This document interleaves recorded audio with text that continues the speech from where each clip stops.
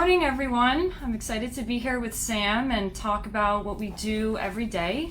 I think Sam was getting us started, but we are here in Plantation. We do estate planning, probate, and trust administration. So I'm going to get us started off asking Sam some general questions about estate planning. Before we get into the different kinds of documents that we do and what kind of encompasses your overall estate plan, Sam, when should people start thinking about doing their estate planning? Well, they should start thinking about it as soon as they turn 18. But some of the bigger things in life that get people to start really thinking about it is when they have kids or when they own a home, have some sort of asset, something like that. But really, once you're an adult, you need to start thinking about something. It's not for old people only. So estate planning encompasses things more than just death. It also encompasses doing documents while you're alive for incapacity purposes. So it's not really an age thing. People really of all ages should be thinking about their estate planning. Absolutely. Okay. So when people come in to meet with us, what kind of documents are we talking about? What are we recommending to them? The four big documents are healthcare surrogate designation. Sometimes you hear this referred to as a healthcare proxy. Durable power of attorney, which is for financial decisions while you're alive. So those two documents cover incapacity while you're alive, medical decisions and financial decisions. Then there's a will. That's your basic document that most people are really familiar with. And then a trust. Revocable trust, typically, meaning that you can amend it or revoke it, change it, whatever, while you're alive. Those are the four big ones. So a revocable trust is something that we do a lot and that we're recommending to a lot of our clients that we see. What are the benefits of having a trust, and are there any cons in implementing a revocable trust into your estate plan? So really no cons other than the cost of setting it up, which is really not that much more than a will that covers you for the things that you need to do. If you do a super simple, a will that's a couple of pages, then obviously a trust is going to be a little bit more than that. But a trust is so beneficial. For one, it helps avoid the probate process, but it also provides lots of protections to the people that you're leaving the assets to. Oftentimes it's your children, but that also includes your grandchildren or other relatives or friends or charities. It protects those people from their creditors, from their spouses. If they are incapacitated, there's a mechanism for somebody being able to manage those assets. Or if they are disabled, if they're receiving some sort of government need-based benefits like Medicaid, which is their medical insurance, they won't lose eligibility for those benefits from the government. It also covers things such as if a minor child is going to inherit, otherwise that would go into a court-supervised guardianship proceeding, so it covers that. It covers if the child or grandchild has spending issues or financial issues or substance abuse issues. So it covers so many things. It's really, really, really beneficial and protective for them. Sure. So what would your response be to a client who comes in or someone who's asking you about a revocable trust and they say, well, I don't have that much, I don't have a whole lot of money. Are trusts only for wealthy people? Definitely not only for wealthy people, really for all those reasons, that I just mentioned. Sometimes people don't realize how much money that they have because they're thinking today, oh, I'm struggling paying my bills, or, I don't feel like I have a lot of money. But when you die, people are not realizing that we're gathering up all of their assets. So their retirement accounts that they might not otherwise really feel like, they have access to right now. We're including that. We're including all their life insurance. So sometimes people have, $1 million of life insurance. Now all of a sudden, you do have a large estate. So you have to think of it from that perspective on the one hand. On the other hand is, it doesn't matter even if you have a small amount of assets. It could just be a home. Really depends on the circumstances and the people that you're leaving things to. So for instance, I met with a client once and she didn't have much. She had a home and she really wanted to do a life estate deed, which is also known as a ladybird deed or an enhanced life estate deed. And it took us a while to kind of get to the bottom of it, but she was in pretty intent on this is what she wanted to do, and that's a very inexpensive way of avoiding the probate process. But as I dived into it a little bit deeper and kept asking questions about the children that she was leaving it to, and these were adult children, and I asked the very specific question, do they have any financial problems? Do they have any judgments filed against them? All of a sudden she said, oh, yeah.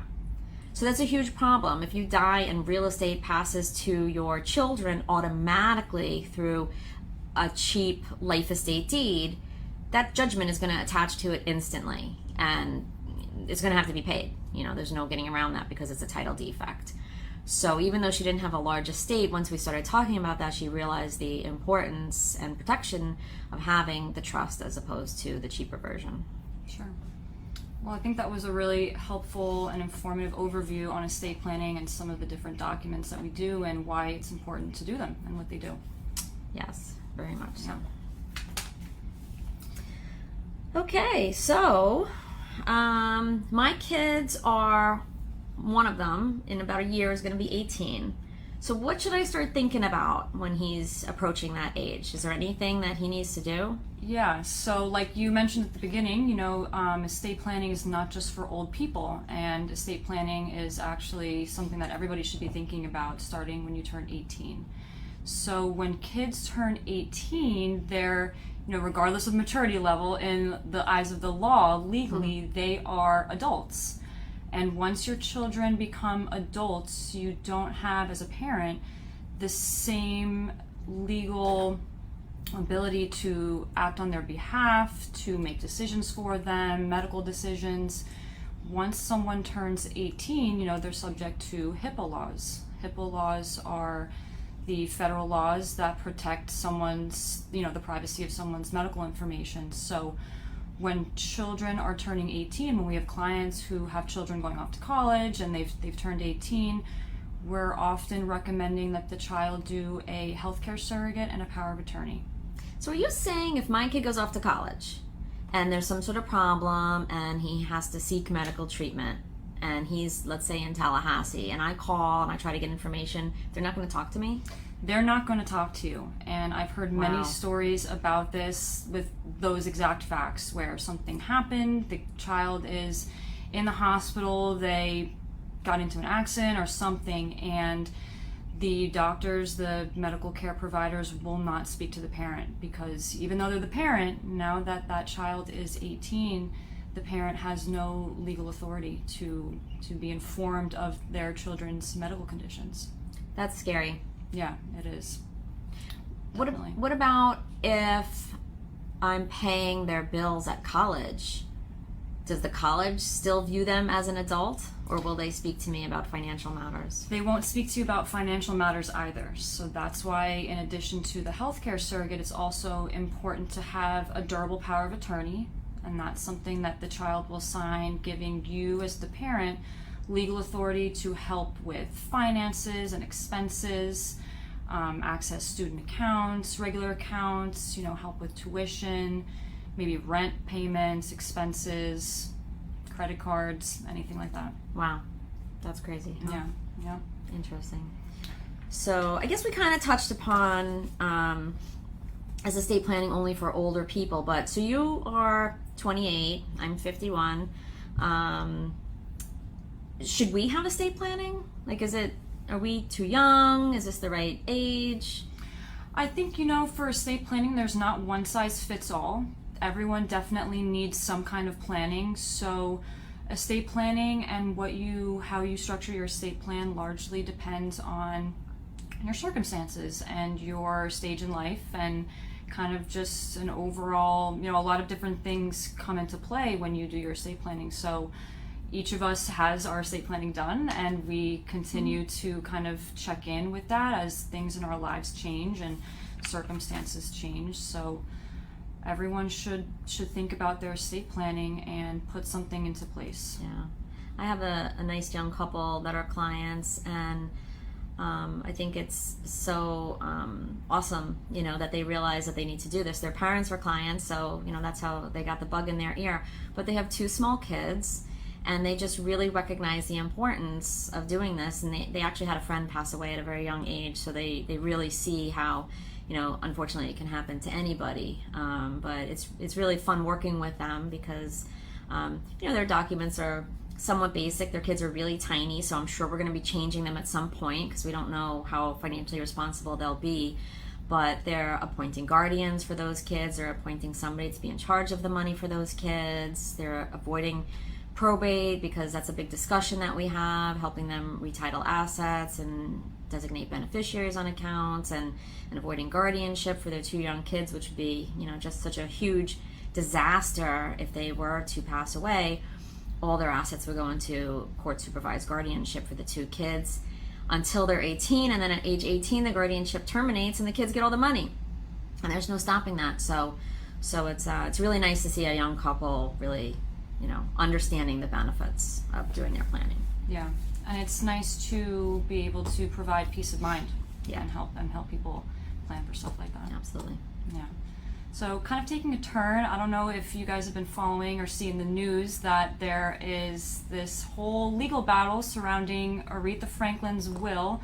Sam, do you want to tell us a little bit about recent news in the estate planning world and what's going on over there? Sure. I always find it so shocking when you read about these famous wealthy people who have no estate planning in place, or do they? So, excuse me, they found some basically handwritten notes in her couch several years apart.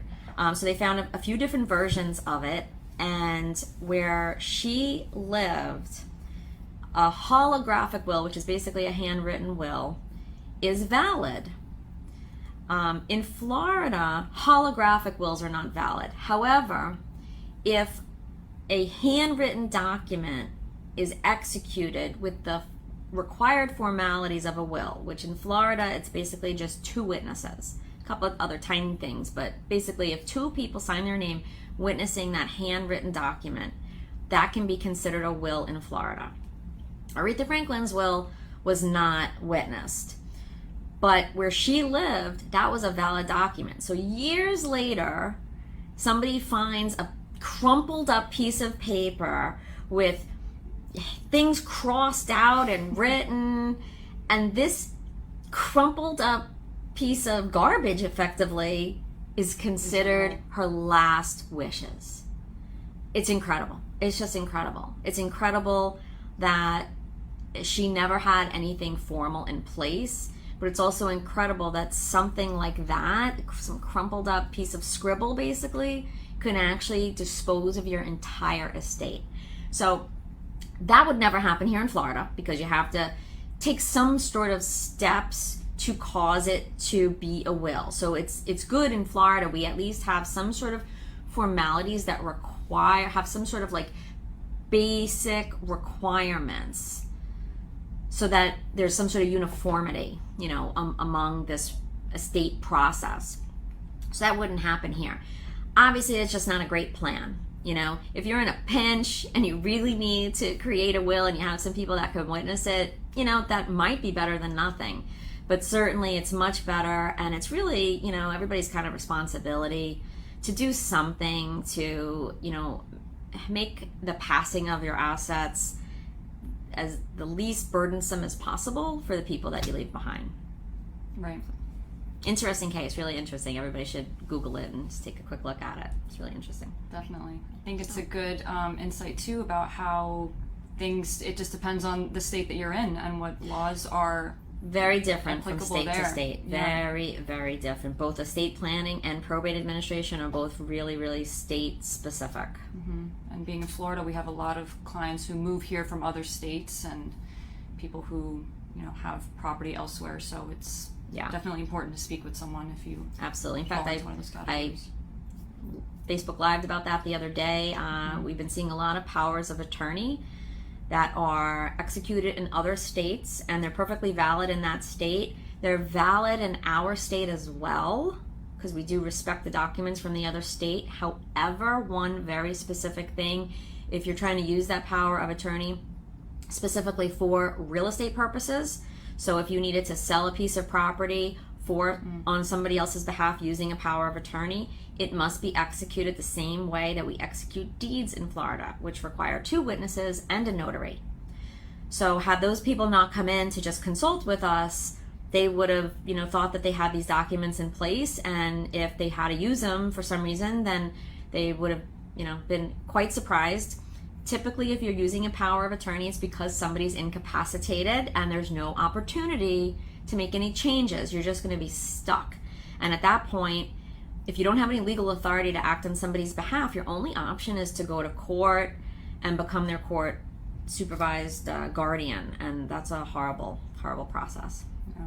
So that's important. So we talk a lot about this probate thing. What is that exactly? Sure. So probate, and when you hear probate or that something is going through probate, probate is referring to the court process where a judge is appointed and oversees the distribution of someone's property to their beneficiaries after they've passed away.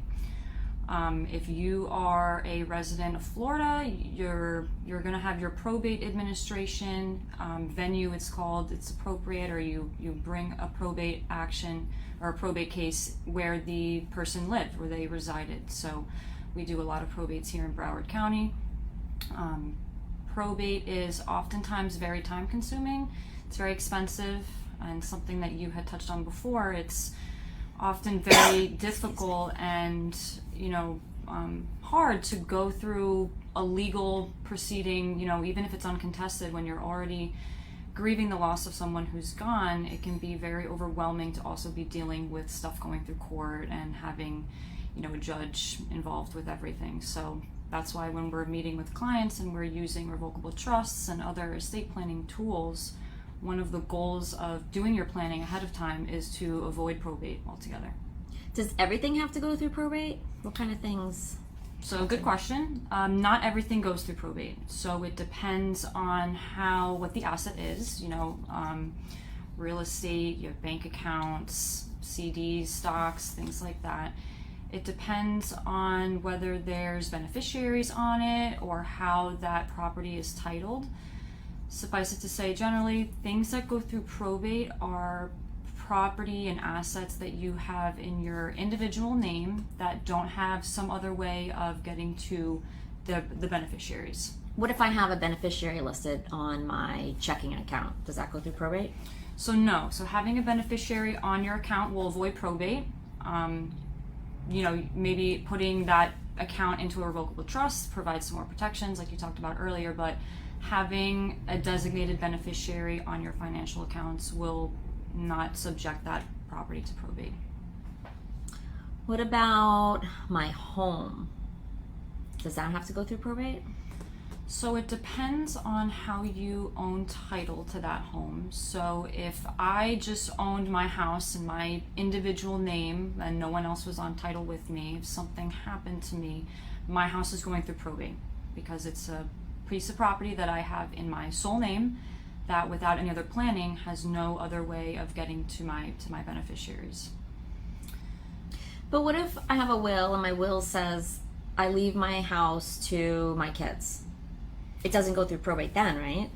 So that is a huge misconception that we hear often, and that confuses a lot of people. So when we meet with people and people who are coming to do their estate planning, they think, oh, well, if I have a will, I don't need to go through probate. Or I have a will, why does this need to go through probate?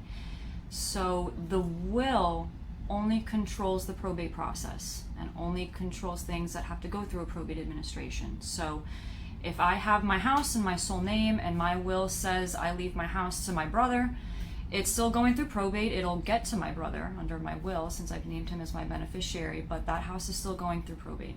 That is interesting. Yeah.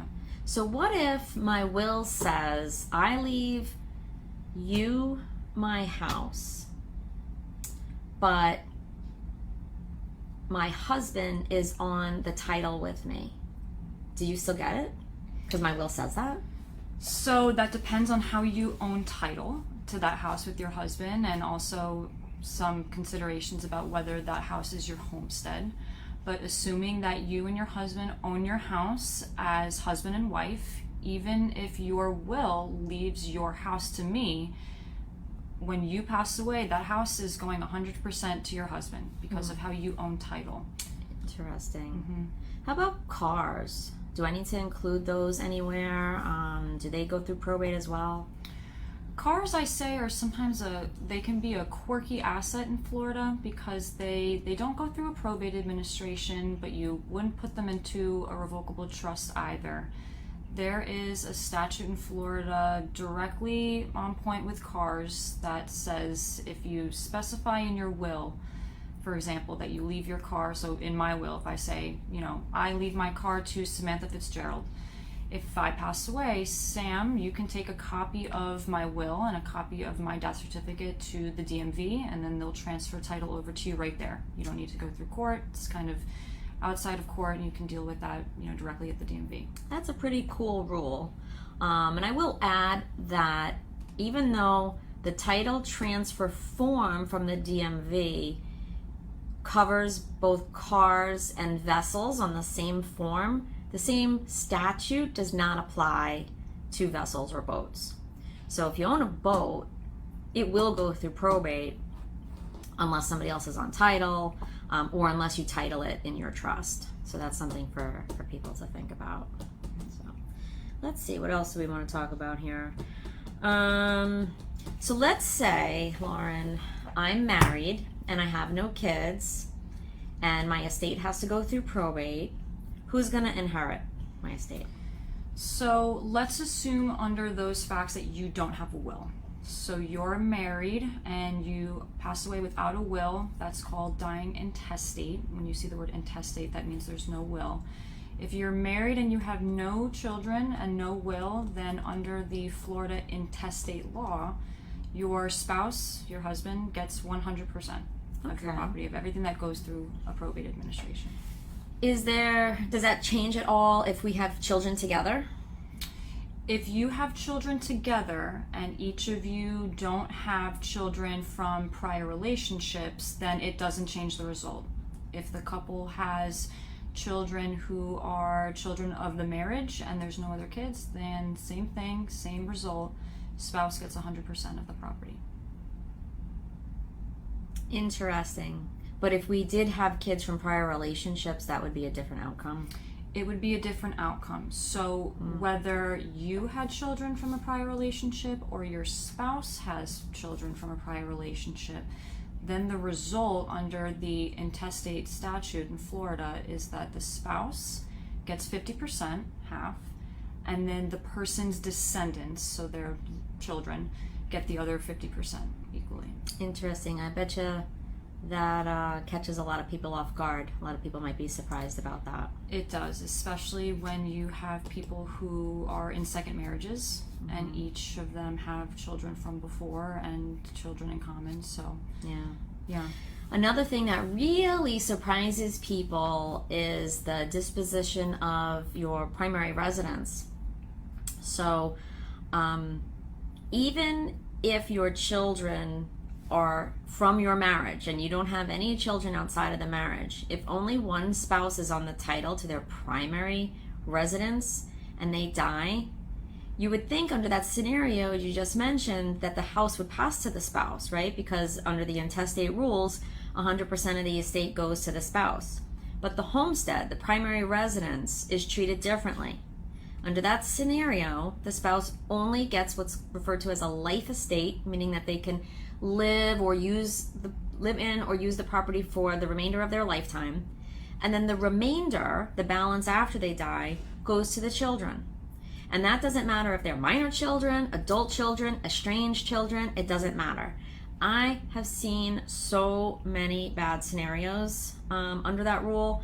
Really catches people off guard. I see oftentimes one of the spouses owned the home prior to the marriage, and then they get married and they continue to live there, they build a life together, and they just never updated title, never changed anything, never really thought about it because they view it as the marital home. And then they're quite shocked to find out that the spouse doesn't get the house, even though they're paying all the bills and they might have babies as children. It can really be a big mess. So anybody that's out there, if both spouses are not on the deed, that's another kind of weird thing. A lot of people don't understand what the title to the house is. It's your deed. It's public record. You can pull it up if you're not sure, how you have title. Just go to the property appraiser and you can pull it up.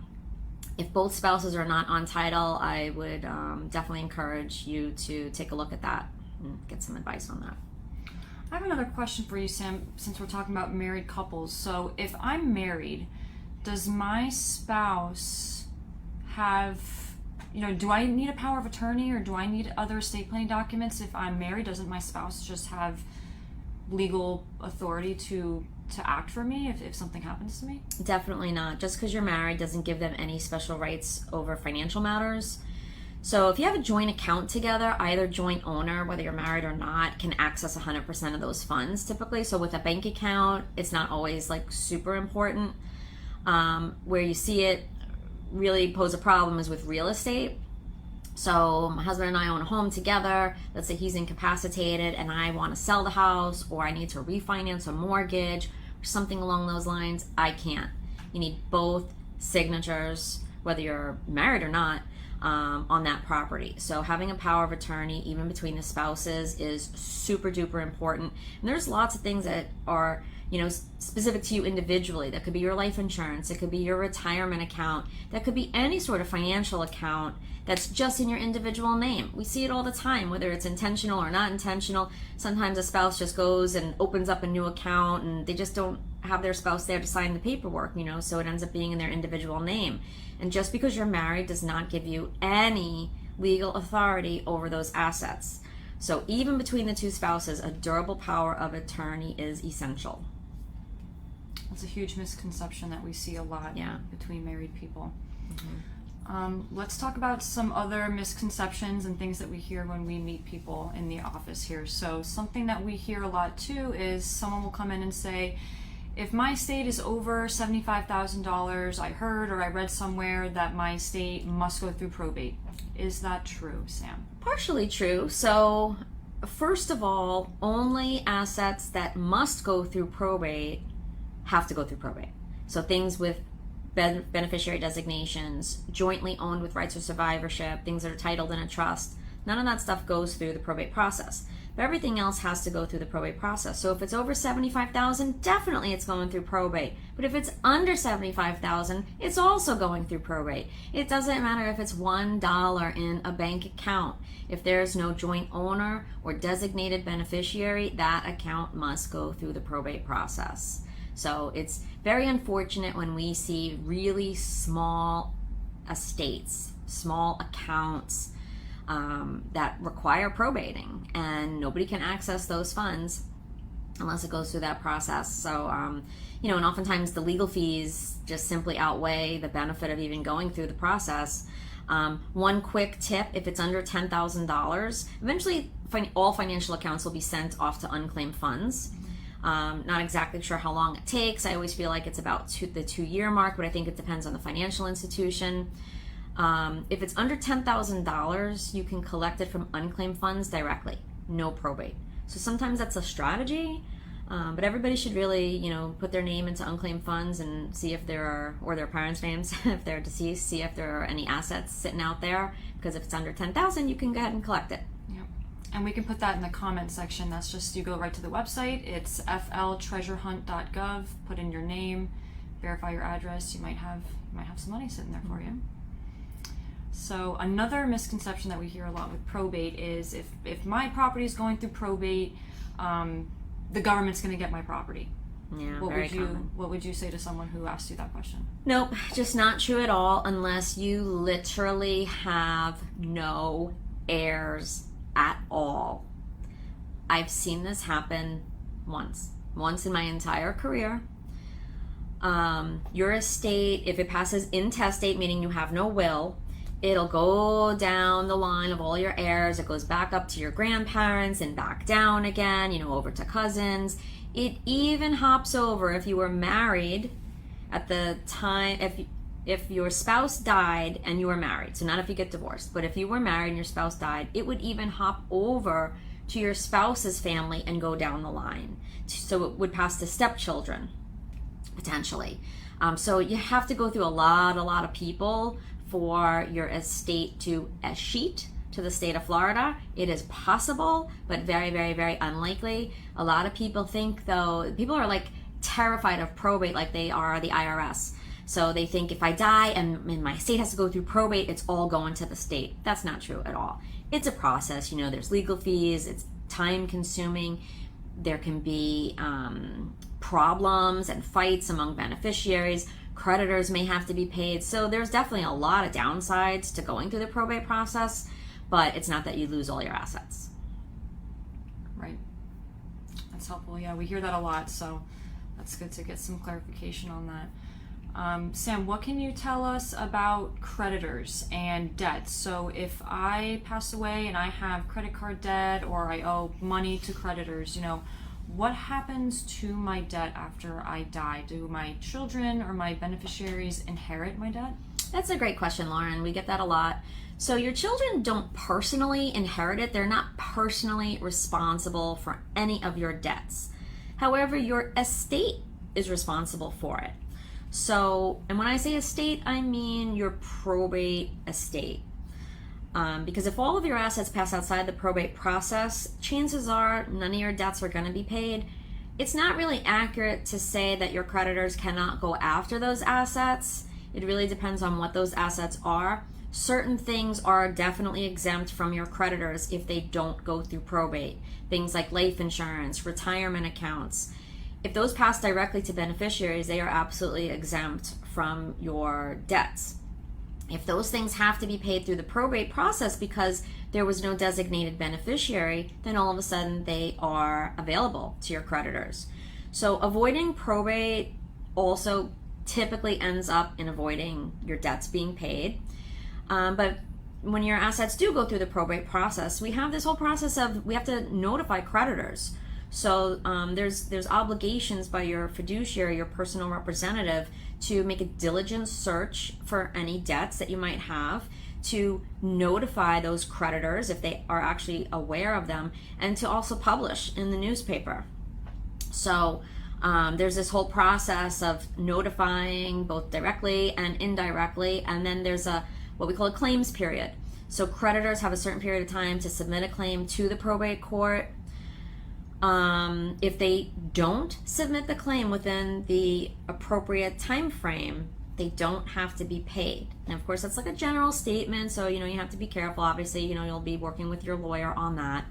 But if they do submit a claim, then you have to analyze, are there enough assets, available assets, to pay this creditor? And if so, they have to be paid. So it does come out of your probate estate, but your beneficiaries are not personally responsible for it. One exception to that is whoever is appointed as the personal representative. If they don't notify a creditor that they should have, then they can be personally responsible to that creditor, even if they're not a beneficiary of the estate, if they're just merely the personal representative. So being a personal representative is a big responsibility. You have to take it seriously, and you have to really, be careful and make sure that you have legal representation guiding you along the way. Definitely. Do you always need a lawyer when you have to do probate? Not always. So there's two different types of probate administrations. There's an abbreviated process called a summary administration. That's for estates that are $75,000 or less, not including the homestead. So you could have $1 million primary residence and then a $50,000 bank account, and that will still qualify as a summary administration. Those do not require lawyers. It's not the easiest process. Anything with the court system is not easy. There's a whole bunch of paperwork that needs to be, filed with the court. But, maybe about half of those cases do end up being handled without a lawyer if the people can figure it out. Otherwise, they're going to hire somebody. It's certainly a lot faster if you hire somebody. It gets done properly. I have actually seen court orders disposing of assets in the wrong way because they didn't have a lawyer. And the court can only supervise so much. But formal administrations, meaning it's over $75,000, do require you to have counsel if there's more than one beneficiary.